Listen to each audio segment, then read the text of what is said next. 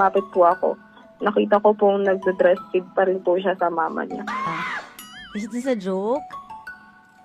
Hindi po, DJ Cara.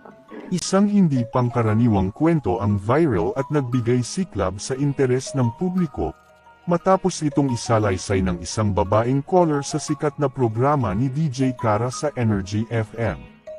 Ang babae, na hindi pinangalanan, ay nagsiwalat ng isang nakakaeskandalo at nakakagulat na karanasan, kung saan nahuli niyang dumdi sa ina, ang kanyang 24 anyos na fiancé.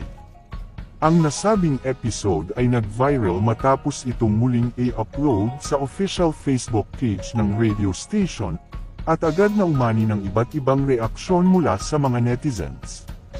Ayon sa pahayag ng caller, 4 na taon na silang magkasintahan ng kanyang fiancé, at kamakailan lamang, siya ay na-engage dito.